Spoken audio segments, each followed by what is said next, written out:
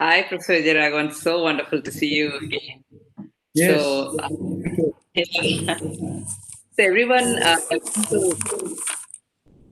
my request is whoever is not speaking, if you can mute yourself, we can minimize the noise. So, welcome to TechRx. It's a monthly program being brought to you by Andhra Pradesh MedTech Zone, AMTZ, and INC, which stands for Innovation and Knowledge. Ever since the beginning of humanity, science and technologies have given us tools for social and economic change. If you really think about it, a lot of scientists spend their lifetime doing research, and it's the application of the research that brings great social and economic so let me give you a small example. Smithsonian Magazine called the wheel a pure Homo sapien innovation. Unlike inventions like pitchfork, etc., which have been inspired by nature. So over the years, what started as a potter's wheel found its way to being wheel for a chariot, to a wheelbarrow, to windmills, to bicycles, to cars, to even roulette tables. So, but it's the human imagination that was sparked by the knowledge of an invention of the wheel that created so many manifestations of a single innovation. Now, our goal at TechRx is to showcase the stories of science and scientists, of their great observations, and present it across a cross section of listeners, from students to scientists, to spark the imagination of someone somewhere to apply it in the most impactful way. Today, let me introduce you to two people. The 2 minutes I'm given is not enough to share their entire bio. So here's the shortened version. First, I'd like to introduce you to my co-host, Dr. Jitendar Sharma, whose vision it is that started this program, whose medical journey includes 2 PhDs, 4 masters, experience that spans across globe from AIMS New Delhi to Uppsala Monitoring Center, Sweden, to Japan, to Australia, Harvard School of Public Health, World Bank, WHO in their headquarters in Geneva, Ministry of Health, Niti Aayog in Government of India, and that is just a part of what he has done. He has authored 2 books and over 20 research papers, and he's really led the way to set up Asia's first medical equipment manufacturing zone, Dr. APJ Kalam Institute of Technology, and MediValley. And you'll find a lot more about these a little later. On a special note, happy birthday, Dr. Sharma. And I think this is a great way to plan a great party for your birthday to have great. So happy birthday. And next up, I'd like to introduce you to our guest of honor, Professor Vijay Raghavan, the Principal Scientific Advisor to Government of India. When I first moved to India in 2009, I've been away for 30 years and I didn't know anyone here. So I asked my friend Rohini Nilakani, who's in Bangalore, who's one of the smartest people I know. And I asked her, who's the one person I need to know so I can understand what's happening in science in India? And she said, you just need to know Vijay. And that is Dr. Vijay Raghavan, who was running National Center for Biological Sciences at that time. I went to meet him and he gave me a tour of the facility, and his pride and the way he explained the importance of developmental biology truly, for me personally, sparked a new interest in my life. And to this day, 10 years later, we have a strategic relationship with NCBS and I go there regularly. So thanks to his enthusiasm. His career spans IIT Kanpur, TIFR, California Institute of Technology. He started as a reader in TIFR in 1988 and today rose to one of the top positions in science in the country. He has dedicated his career to spreading science through education as well as public policy. I'm really thrilled to bring as my travel mates Dr. Jitendar Sharma and Professor Vijay Raghavan to take us through their insights and application that make India a global player in the research and application of science. With that, Dr. Vijay Raghavan, I would love for you to open up with your remarks. Lakshmi ji, Sorry. Lakshmi ji, before you open up, I am just tempted and reminded of an incident and may share if you permit. Of course. So, Dr. Vijay Raghavan, Dr. Vijay Raghavan actually attended a meeting in which I joined, in Vigyan Bhavan NX. And that's where, when we conceptualized the work of Kalam Institute of Health Technology. He was the Secretary, Department of Biotechnology, when Kalam Institute was approved under his signature. And as Principal Scientific Advisor to Government of India, he is also the President of the Kalam Institute of Health Technology. I feel privileged that an institute founded and named after Dr. Kalam has a originator, chairperson, and a president, both of whom, which is Dr. Vijay Raghavan. It's absolutely a matter of privilege for many like me in the country to even have an iota of guidance for someone like him. Having said that, the success stories in India and across the world in medical technology is overwhelming. And therefore, we proposed this monthly series called TechRx, where Tech stands for technology and RX stands for doctor's prescription, which means a technology which can be prescribed for human development, health, and welfare becomes TechRx. And this series of talks, when we orchestrated it, of course, with your participation in going in its planning, we realized that it could be a monthly series which could have pioneers in their work, bringing innovative tools, technologies for human and scientific development and healthcare progress in India. But the champions can be from across the world. And therefore, for the benefit of audience and for Dr. Vijay Raghavan's notice, I wanted to place before him that while we are privileged to have him as the inaugural speaker of TechRx series, it will be a dedicated YouTube channel. It will be a monthly series carrying successful stories from across the world. We will have champions from across the world talking once in a month to a much larger audience, physically and virtually, on the evolution of medical technology and its application in healthcare. With that humble introduction, I take this privilege along with you to welcome Professor Vijay Raghavan, our mentor and guide in this journey. Thank you very much, Jitendra, and thank you, Lakshmi. It's really a great pleasure and honor to be here today. Again, a very happy Independence Day to everyone, and also very happy birthday to Jitendra Sharma. Sharma and his colleagues have steered the formation and the growth of the Andhra Pradesh MedTech Zone and the Kalam Institute. It's an exemplar for all of us in the country. And, many people have said we should have many more of such zones. And I completely agree. The Niti Aayog has agreed, and there will be more such zones. But the challenge is not just having more such places, but also having more such places with the right kind of culture, the people, the leadership, and all that also remains to be duplicated, which is not as easy as building up infrastructure alone. We are, of course, going through a very difficult time all over the world at the time of COVID. And this is now something which we must look at in the context of everything else we do. What has happened towards the end of last year is the unleashing of a consequence of a spillover on the entire world. How did that happen? What does it mean to us in terms of our economic growth, in terms of our science and technology, is something which we need to examine, discuss, and translate into specific kinds of action. What happened in December 2019 or thereabouts was a virus incubated in a bat, spilled over and infected a human. And typically, such instances would end over there. That infection will not go further. But in this instance, that infection, which was transmitted to a human, was transmitted to another human, and from there to others, and so on. In other words, human to human transmission occurred. How do we know that this happened?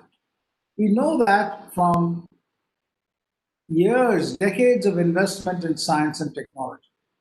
That has taught us that coronaviruses, the kind of virus which caused this pandemic, incubate very often in bats.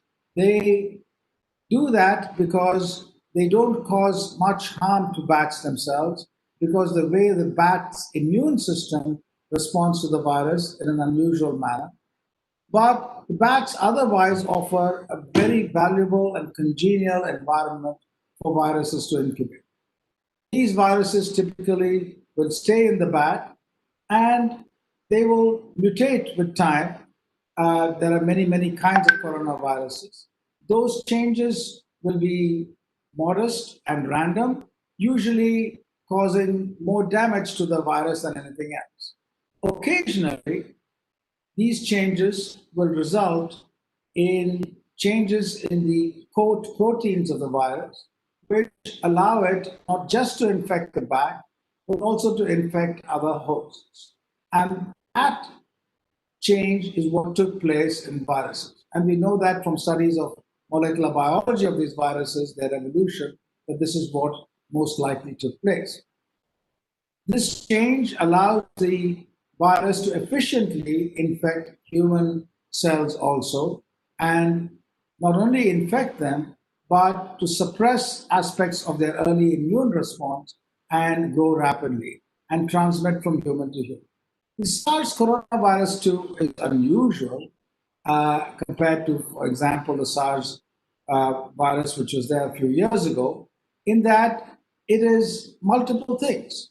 It infects both the upper and lower respiratory tracts. It can cause severe illnesses, yet it can be mild at the same time in many people it infects. It is reasonably highly transmissible and at the same time doesn't cause lethality except at a low frequency. This combination allows asymptomatic or pre-symptomatic people to spread the disease even before they are seen to have strong symptoms themselves. And the result of this is, unlike other pandemics, such as the flu pandemic of 1918, we cannot isolate people on the basis of their symptoms. We must isolate people on the basis of their contacts, those who have symptoms, or on the basis of them having the disease even though they have no symptoms. That too is made possible by science because we have diagnostic tests which can test for the presence of the virus or test if you have had the virus by seeing whether you have antibodies in your blood. And you can have ways by which you can digitally identify those who have been in contact with others who have had the disease and isolate them. So digital contact tracing is very, very important. The exit from the disease, however, would come only from drugs and vaccines. Drugs against viruses are very difficult because viruses typically minimally use their own machinery and maximally use our machinery to replicate. And therefore, a specific drug is very, very difficult. Viruses also amplify enormously. And therefore, drugs must act early on, otherwise they will not be very effective. So drugs pose a challenge, but drugs actually are very likely to come up steadily because the kinds of efforts which are going on, people are trying a lot.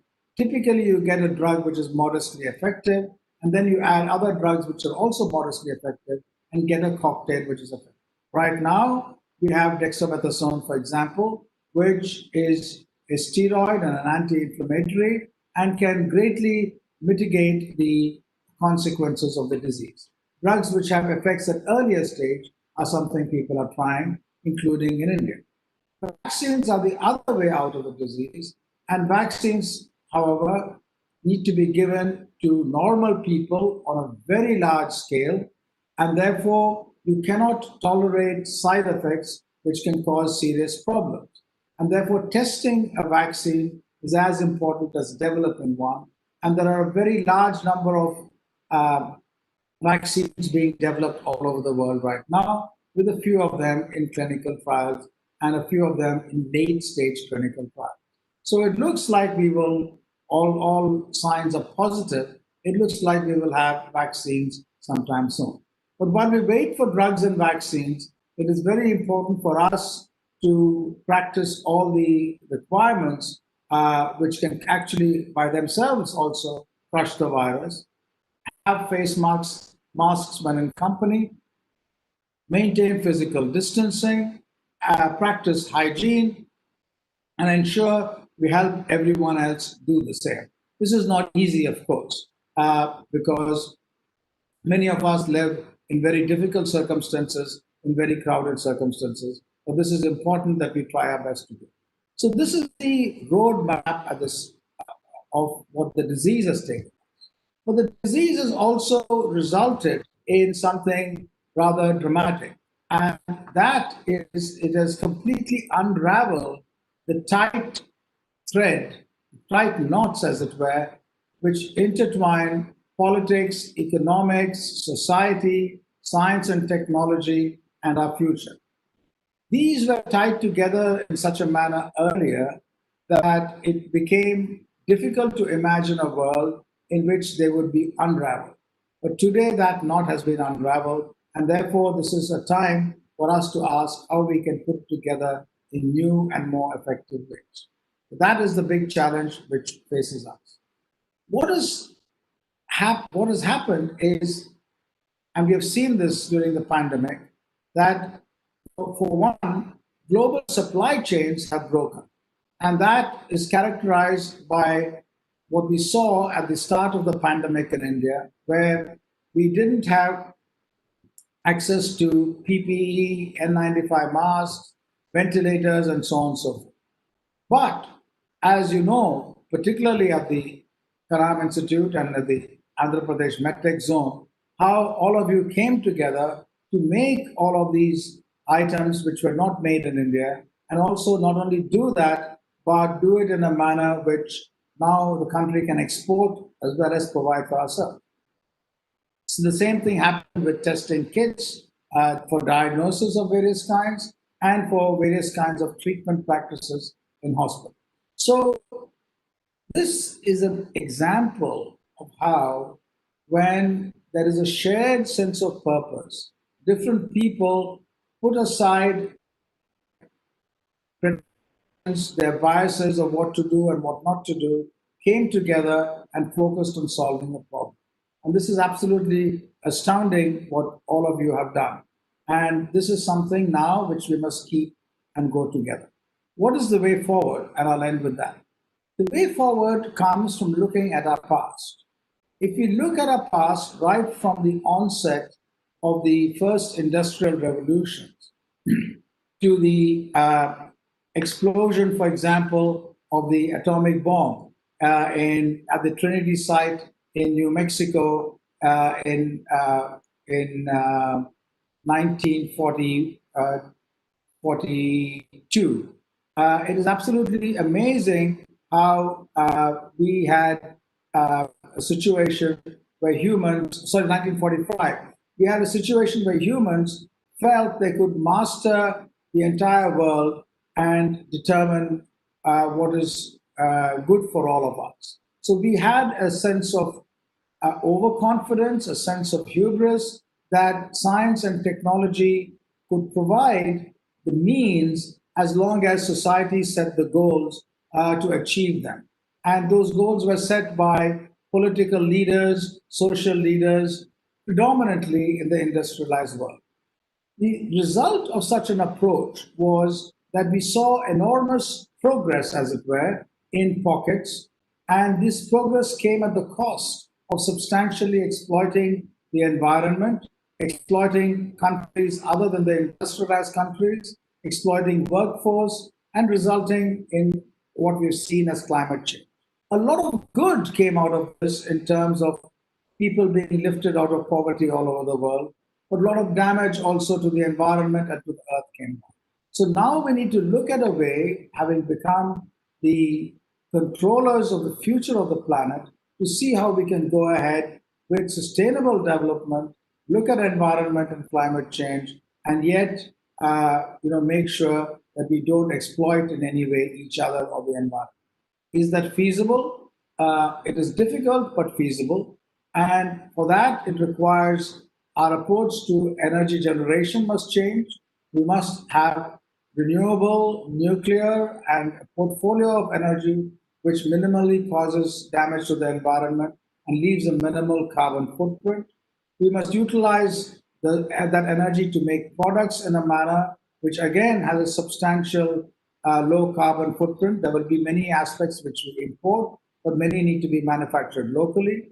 And we must embrace technologies such as new technologies such as artificial intelligence to improve our processes and decision-making systems and have a very large part of our young people involved to skilling, training, and education. All this is feasible, but it requires that we don't slip back into a mentality of silos, but actually work to ensure that we show an example to ourselves and to the world on how to go forward. So I'll stop here now. Thank you very, very much, and I'll be happy to take any questions. Thank you, Dr. Vijay Raghavan. One of the things I would love for you to answer is you are in a very important position in India. So, what is the role that a public-private partnership and academia, how can they all come together, and what are some of the things we can work on that can really leapfrog some of the legacy systems and put India on a global map? Thank you. A public-private partnership is absolutely vital for us to go ahead. For the simple reason, I mean, there are multiple reasons. One is that if you look at the amount of investment by industry in research, it's less than 30% or about 30% of our total R&D investment. In the developed countries, it's usually about 70% and not 30%. And therefore, industry investment in R&D needs to go up. But the other side of it is that it's not easy for industry to do that because for two reasons. One, there's enormous risk in you have to compete with the big companies all over the world who each invest more than, for example, the big ones than the US National Science Foundation's entire budget. So for them to compete, a partnership is very important, where industry partners with academia and with state and central government to mitigate the risk, talented people in enterprises in our universities, the availability of infrastructure and the availability of land, all three together can greatly mitigate industry risk, and public-private partnership can come about in even cutting-edge frontier technologies, let alone the ones where you need to go to create a solution. So can you give some examples of fields, like is it developmental biology, genetics? What are some of the fields in which we can really invest? You talked about artificial intelligence. What are 3 or 4 specific fields you think we should invest in a lot of resources? Well, the challenge comes in defining a field from the following point, but yet we must focus. What the pandemic has shown is, irrespective of field, the value of different kinds of specializations, of mathematicians, of statisticians, of chemists, of physicists, of engineers, their training allows you to come across and solve a problem which you had not anticipated. So if you want to solve problems which you haven't anticipated, you need diversity, not focus. That's something very important. And that should be the fundamental bottom of the pyramid. So we need to expand our research diversity rather than contract. We need to fund research in our state universities, such as in Andhra Pradesh, enormously rather than contract. That's why the new National Research Foundation, which the Prime Minister announced today, is very, very important, because that will take funding of research to a broader section, or literally the entire country, in multiple ways. So that's the foundation. Now, at the other end, if we want to look at what we need to invest, where should we focus on big items, we must keep in mind 2 aspects. One is our societal needs, and therefore health, agriculture, education would be very important areas of partnership and focus. But the other point we need to keep in mind, if we want to be, truly successful in this, we must also be not only nationally competitive and successful, but globally so. That requires an assessment of what are the areas where we can scale rapidly. We can scale rapidly in areas which are anchored on the cyber physical, on computer science, and on mathematics, because that we can exponentially grow and young people can excel. And that has a strong anchor in manufacturing today. Areas of manufacturing also we can grow relatively fast. Areas of manufacturing which are deep tech, which we missed the bus a long time ago, will take a long time to catch up, or we need innovative ways to catch up. Thank you. Great. Dr. Sharma, would you like to ask any questions? Dr. Sharma, you're on mute.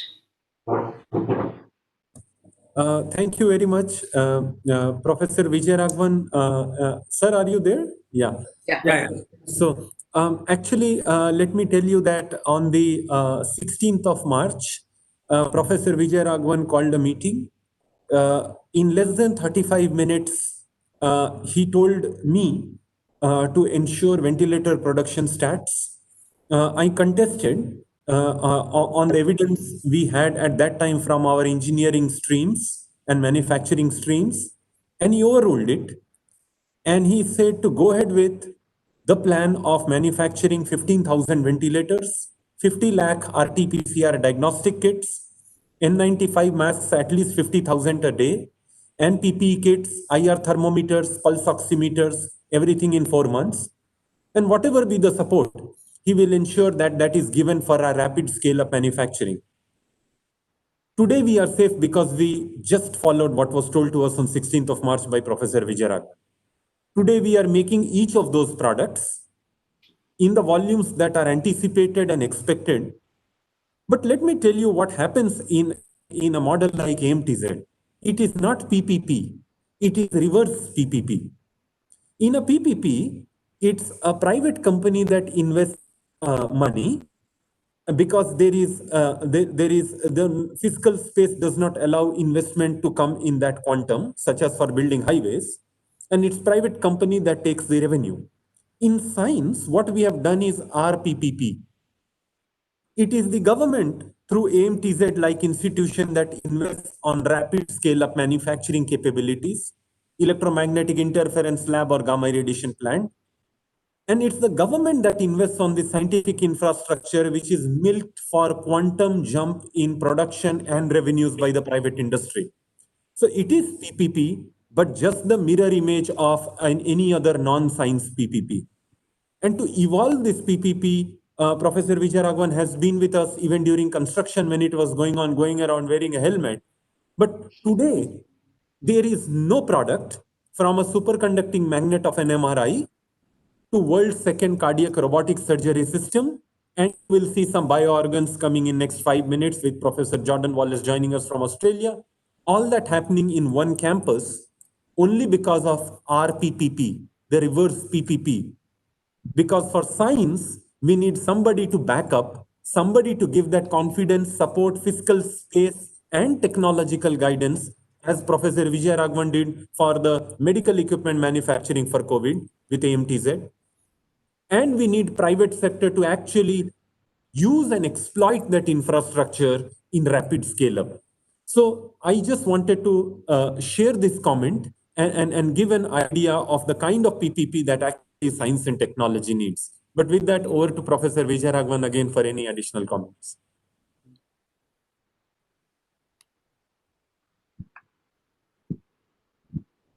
Thank you, Jitendra. That is very well put. Indeed, what you have stated really points to a very important direction, that quite often it is the articulation of goals. If they are clear, then you find a clarity of means to achieve those goals. The situation otherwise, in peacetime, as it were, is that the goals are not articulated, and people, industry, academia, tech zones, and so on, become better and better at perfecting the means but they don't link to goals because the goals often are not defined. So a clarity of goals and a perfection of means are both needed for us to go ahead. Great. There's a question from the audience about how do we bridge the gap between science and society? How do we make sure more members of the society not just understand but actually implement, apply science? One of the problems in the ever-present gap between science and society is scientists want to be left alone, and they used to argue that the benefits of science to society will go by osmosis in some manner. Uh, Yet science is funded by society, and society, instead of leaving scientists alone, constantly asks for the fruits of research. So today's pandemic has changed that situation. There is a much greater bond between science and society because magically almost, society is asking not just for the fruits of research, but of research itself. They want people to sort out the disease and everything else. So there is an unusual appreciation of research as well as the fruits of research. And among scientists, there's a universal desire to deliver to society. This bond must be kept as we go ahead. It's not easy, but there is a chance that we can do it. Yeah. There's another question from the audience about how do we encourage more women to be part of STEM? Well, this is the very critical situation, and I'm constantly faced with this in terms of decision-making groups, which may even have women in them, or a mixture of men and women, of course, but they constantly, at leadership talks, at meetings, and so on, look to pretty much having male panelists or male members. Unless we increasingly have in leadership positions in talks women more and more, we're not going to have women aspiring to leadership positions. They will assume that those are close to them because the people they see are not people like them. That needs to change. So I would urge that your next talk you have, next several talks, make sure you have women and make sure that the audience behind Jitendra also has at least 30% women there. Then we can make a dramatic change. Great. And actually, Professor Vijay Raghavan, I want to say that I was talking about you showing me NCBS, and one of the things we have done for the last 10 years consistently is find amazing women scientists from NCBS as Inc. Fellows. And it's really thanks to you. I mean, NCBS is filled with fantastically smart women scientists. I mean, a lot of credit goes to you, and we've consistently showcased them all over the globe. Here is the last question, maybe before I turn it over to Dr. Sharma, is what are some of the critical R&D assets that we can strengthen in India, be it government-funded research or IP creation, I mean protection of IP, or any other things, any other facets that are necessary to accelerate science in India? Well, the answer to that question is actually best given by Jitendra, because the AMTZ and the Kalam Institute and what all the efforts done exemplify the search for this solution. And one of the things I learned, at that first meeting with Jitendra, that meeting incidentally was chaired by Dr. Chidambaram. And I came to that meeting. It was a meeting in which the Department of Commerce was also there. And I came from another meeting. I was going to yet another one. And I came with the view that, oh my God, here I'm coming to another meeting. At the end of that meeting, I told Dr. Chidambaram, well, I don't know what I've got from this meeting, but I've met Jitendra Sharma. And what Jitendra said at that meeting was something very important, which is, he said, if you take any complex product which you import and you open it up and you look at its parts, you will find that you can actually make more than 90% of those products as well over here. There will be some key product which you can't make. But our managers, when we talk about self-reliance, talk about making that whole black box here. And that, when you pose that as a challenge, you will go all over the place. But if you say that I want to make that small component which I can't make and source all the others here, then you've broken down the challenge into something much more tractable and more valuable. All the other small products which you use are usable in multiple other situations. So we must build a much wider base of manufacturing linked to our science and technology labs, where the core key components which we just cannot make here, we might import for now, but we work on fundamental R&D to make those, and others we import. Now, it's not that we, can make everything in the world, because no country is an island. But we must become a dominant player in a supply chain, and not only ones which can assemble quality products or enhance value and then export again. And that goes for chemistry, for biology, for manufacturing, for everything. With that, Dr. Sharma, it's a great lead into you to talk about AMTZ and Dr. Wallace and all the things that are going on. So on to you, Dr. Sharma. Thank you very much. Indeed, I just again share a very practical example just to concur with what Professor Raghavan just mentioned. When we started ventilators, we realized that we don't have four things: the motors, the turbines, the valves, and the sensors. And let me tell you, these four pieces actually were cause of a great concern. The valves for all ventilators in India are imported. The sensors are imported.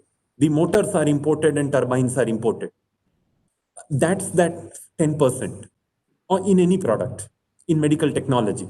In the remaining 90% that we can make, 60% of the components are sector agnostic.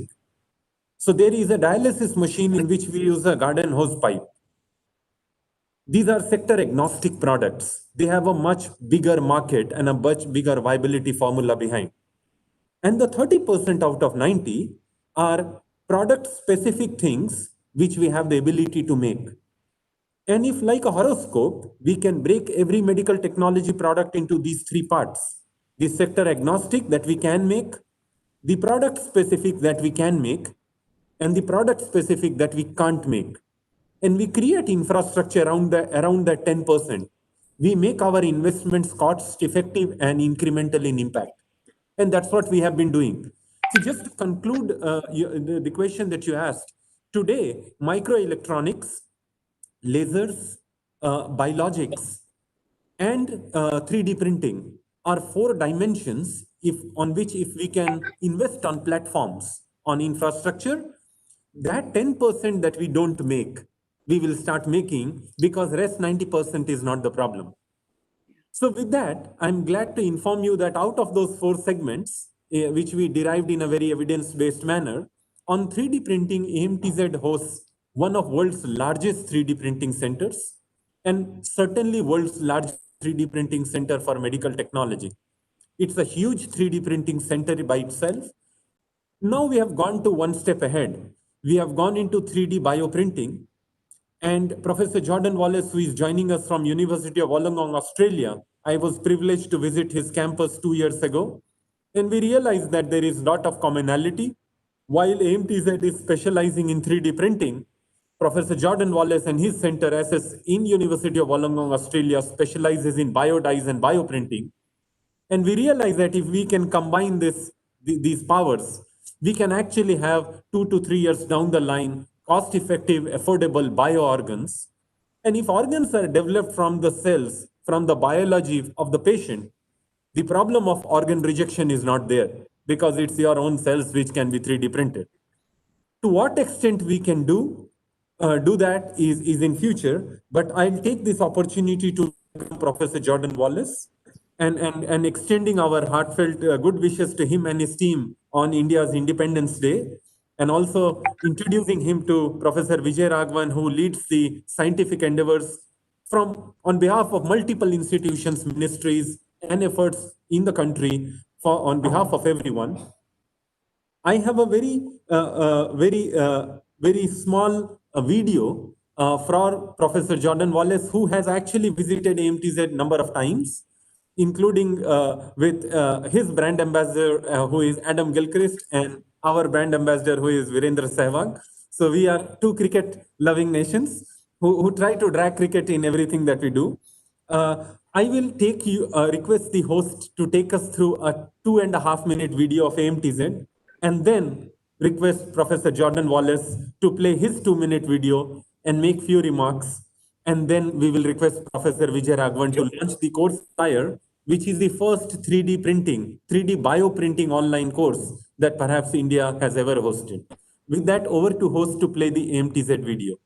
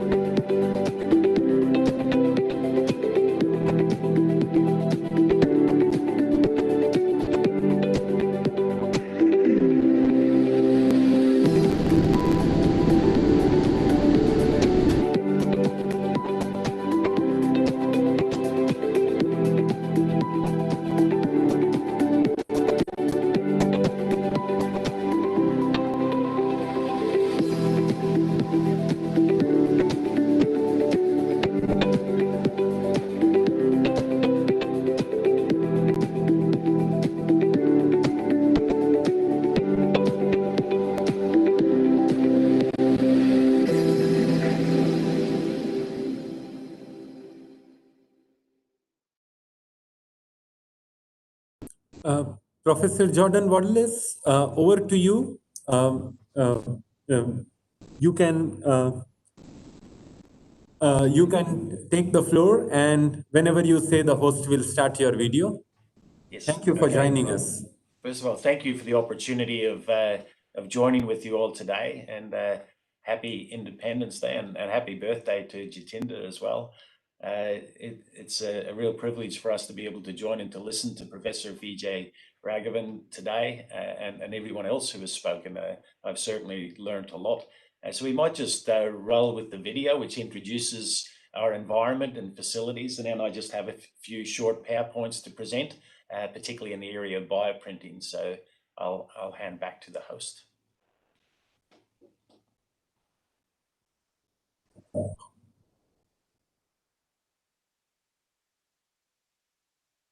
I'm Gordon Wallace, and I'm based here in Wollongong, the university's Innovation Campus. We host the headquarters of a National Centre of Excellence in Advanced Materials Research, ACES, a multidisciplinary centre with nodes at 8 Australian universities. Within ACES, we have assembled a world-class research team, discovering and developing new materials for use in energy and in health. Wollongong, we also provide the headquarters for the Australian National Fabrication Facility Materials. And as part of that, we have developed TRICEP, a translational facility accelerating commercial opportunities in 3D bioprinting. We have brought together process science, 3D printing capabilities to enable the creation of bespoke metal or polymer structures. Using 3D printing, intricate components can be created layer by layer from the ground up. We use these 3D fabrication technologies to create components for next-generation bioprinters. We are, in fact, printing printers. The team and facilities at TRICEP has enabled us to embark on a range of projects wherein 3D bioprinting is being used to tackle medical challenges. This involves the development of a number of customized ink formulations and 3D bioprinting hardware. These include the Excel handheld device to print bioinks containing stem cells directly into the knee for cartilage regeneration. The iFix pen is an innovative printing technology used to print bioinks directly into the eye for wound repair. The 3D Pict is a printer to create 3D structures containing islet cells for transplantation to treat diabetes. Our Trojan horse concept protects the cells in a 3D scaffold that is loaded with other cell types to regulate the immune system. The 3D ALIC is a 3D printer used to create a living ear to treat patients with microtia. And in parallel, we've designed and developed the 3D Genie to create prosthetic ears using synthetic materials. Progress in these projects has also led to the design and development of a 3D bioprinter for research and training purposes, the 3D Ready. This comes complete with tutorial packages to get the user using 3D printing as quickly as possible. Used to progress a number of collaborative projects with AMTZ, particularly in the area of 3D printed ears and 3D. Together, we have an innovative training course in 3D bioprinting, a course that runs with area. The course working with end users, including clinicians, regular policymakers, if we have effective transition.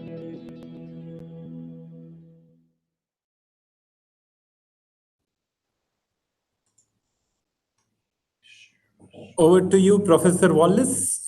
Before we request Professor Vijay Raghavan to bless the launch of the 3D bioprinting course, but over to you.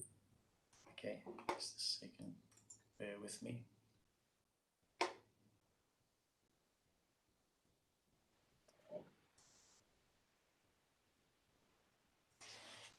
Can you see that, Jitendar? Yes, we can see that. We can see that. Thank you. And again, thank you. Sorry for the little hiccups in the video there, but just to emphasize that we're here in Wollongong this afternoon in Australia, about 80 kilometres south of Sydney. We're speaking to you. And as you can see from this shot, there's some similarities between the Novotel, which is right in the middle of this picture in Wollongong, and the Novotel that we've often stared at in Vizag. Our campus, our innovation campus, is 200 metres from the beach in this vicinity. It's a campus which has been built to do multidisciplinary research, and we've already heard from some people the importance of that integration of multidisciplinary research under the one roof. We bring together chemists and biologists and physicists, materials engineers and mathematicians, all to look at some very big fundamental problems. But we've always had an eye towards turning those fundamental discoveries into real applications. And so we've built this facility to enable that pipeline to occur. And the most recent development to that is TRICEP, which is a translational facility for 3D bioprinting to develop bioinks up to the scale where they can be commercialized, or customized bioprinter prototypes up to the scale where they can be commercialized. And I think it's this common desire that we have here in Wollongong with our colleagues at AMTZ, which is really our strongest bond. And that common desire is to take fundamental, exciting fundamental discoveries and turn them into real applications, particularly in the health sector. So within this facility, we have a number of projects that I've mentioned in the video, but also these projects have enabled us to build up a network of clinicians over many years, and to build a body of expertise that really led to the collaborative things we do with AMTZ at the moment, particularly the 3D printed ears project with Dr. Payal Mukherjee, who's based here in Sydney and funded by the Australia Endo Council, and our 3D printers for islet cell transplantation, a new exciting project we're building collaborative links in. And that collaboration in those research areas has really led to our thoughts around developing this course that we're launching today. It's very much had input from our colleagues at AMTZ and my team here in Wollongong. And it covers or introduces at least the candidates to all of the aspects of this highly interdisciplinary area, right through from the building of collaborative teams that effectively network, which is essential in this area, through the ink formulations and the hardware and the introduction of living cells into those structures, which is so necessary for all of the clinical applications that we're being challenged with.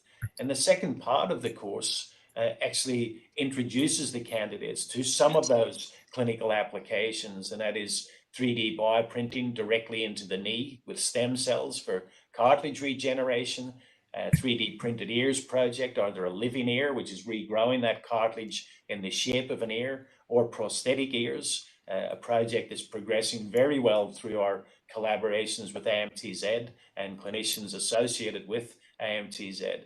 And then the islet cell transplantation project I mentioned.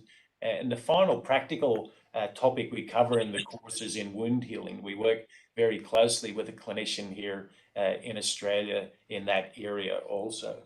The actual structure of the course is a series of live presentations, some video, but very importantly, each of the sessions is very interactive, and the students will all be engaged with each of the educators at each of those points as we go through. We have a range of educators with all of that expertise that's needed across chemistry, biology, and mechatronic engineering, materials engineering, and the course is coordinated by Professor Michael Higgins and myself, and of course our colleagues over at AMTZ, headed up by Jitendar. But this is here's a critical aspect of the course and a critical aspect of our research. All of our projects in 3D are driven by clinicians. I highlight here the ones that we're going to be covering in the course, starting with Payal Mukherjee, an ENT surgeon who's very passionate about 3D printing ears to treat children with microtia. Peter and Claudia, equally passionate about cartilage regeneration. Toby Coates, based at Adelaide, is the clinician heading up our islet cell transplantation project. And Professor Fiona Woods at the Burns Service of Western Australia is the clinician heading up our 3D bioprinting for wound healing. So the course is fundamental, and it introduces the fundamentals of bioprinting, but introduces those in the context of the clinical challenges that are in front of us and the need to build effective collaborations to meet those challenges. And so, collaboration is key to everything that we do, whether that's in education or in research or in translation. And it's a real privilege for us to have such strong links with AMTZ and growing links with other colleagues in India. And again, a huge thank you for the opportunity to participate today. And again, congratulations on this very special day, and a special personal congratulations to Jitendar. Thank you very much. Professor Vijay Raghavan, over to you to say a few words on what you think about the current practice and future of 3D printing, particularly bioprinting, because biology is just another baby for you, and then we will request you to commence the flyer of the course. Well, thank you very much.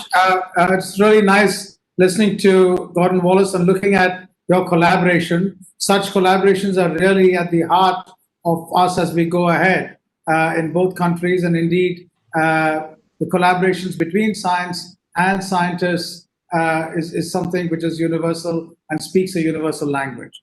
About 3D printing specifically, what I find really extraordinarily valuable is that at the core of printing are design and the designing of what you want to print. And there is enormous scope for large scale design coming in at the finest level of architecture and planning. That's very critical. Then the actual execution, of course, is a very important part of the technology of the printing itself, what you do and what happens and so on. That's the other aspect. But this combination allows a global impact of design into local contexts wherever the printing is needed. I'm sure this will be very important. I'd like to, before just say one more thing. One of the great values in biology, for example, has been what you've learned from stem cells in labs, in culture, because they've allowed you to look at developmental mechanisms with important applications outside the animal. But those Petri dish kind of approaches have certain limitations. But with 3D printing, it is now possible to create structures which cells grow, as you've mentioned, in interesting ways, organoids, which mimic real tissue in much more fundamental ways, and therefore also mimic interactions there. So there's an enormous future there, as well as in every other example which we see. The termite hill, for example, which is constructed by termites, and you see lots of them in Australia and in India, that's an example of 3D printing. Termites secrete saliva, harden the clay, and have a design which each termite does only a small part. There's no big designer. But the termite structure which is built is an extraordinary example of how additive manufacturing can result in something truly fantastic. So there's much to learn from nature about how new forms of 3D printing are likely to come about, not just located in one place, but moving around to create extraordinary structures which could be very valuable. Thank you. Thank you. I will request the host to put up the flyer for Professor Vijay Raghavan to see it.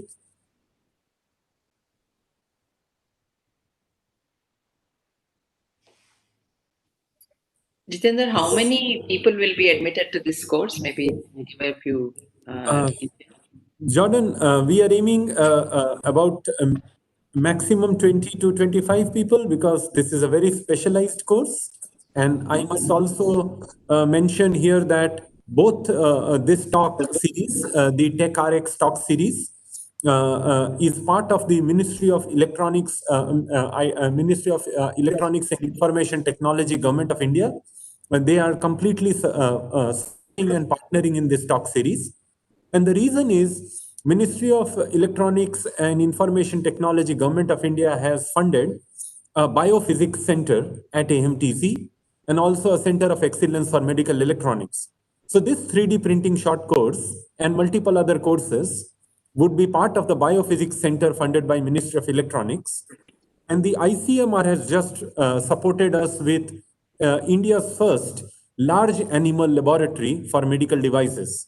The large animals experiment models can actually be now done at AMTZ, and that would be the first in the country for medical devices. So when you combine this, Professor Jordan Wallace and the knowledge stream he and his colleagues bring in, the existing 3D printing center, one of largest in the world at AMTZ already existing, the new center for biophysics, and the animal lab for large animals for medical devices, I think we are looking at a very spectacular combination science, and not just science, but science aiming for product realization. Jordan, anything additional that you want to say? Well, very good, Jitendar. Just to re-emphasize, as you said, our numbers in the first go through are quite limited, 20 to 25. And the reason for that is that we want these to be as interactive as possible. We want every participant to be personally engaged with the educators. We will run this again. So if for some reason you miss out on the first go, we'll keep people's names. And but we really want to have that close personal interaction between the educators and the students, even though we're virtually connected. Absolutely. And Professor Vijay Raghavan, as we come to the close of the first talk, I have the pleasure of informing you that Professor Jordan Wallace is the speaker next month for the TechRx talks.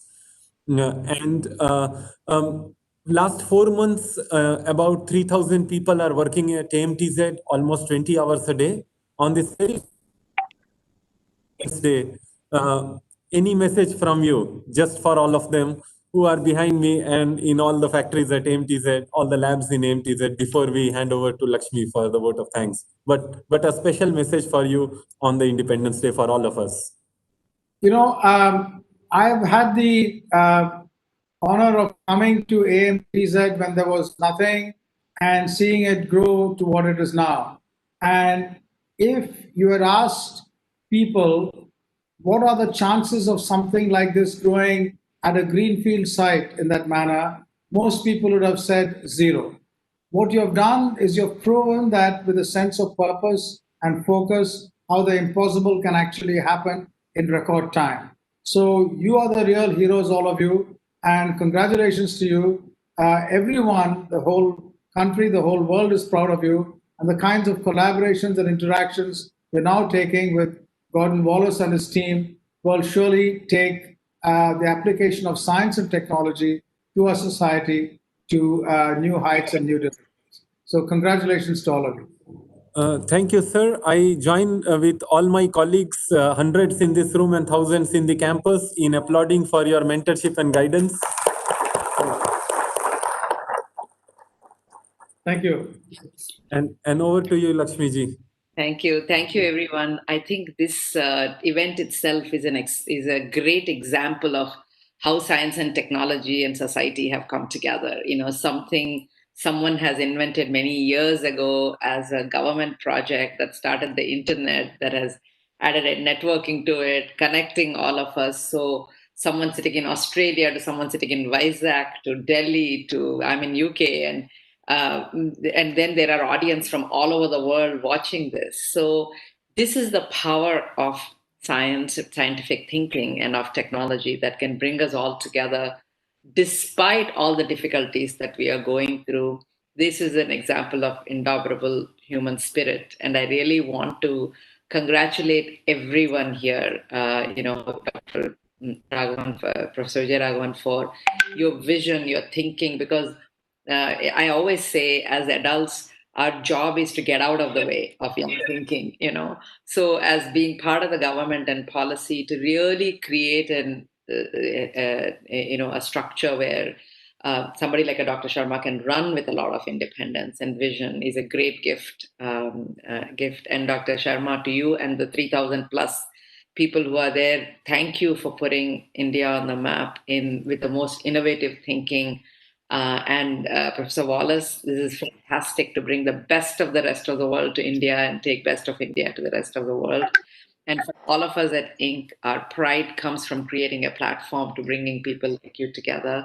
And with that, I want to thank all of you. And on this Independence Day, I just want to say that the real independence we need is independence of thought.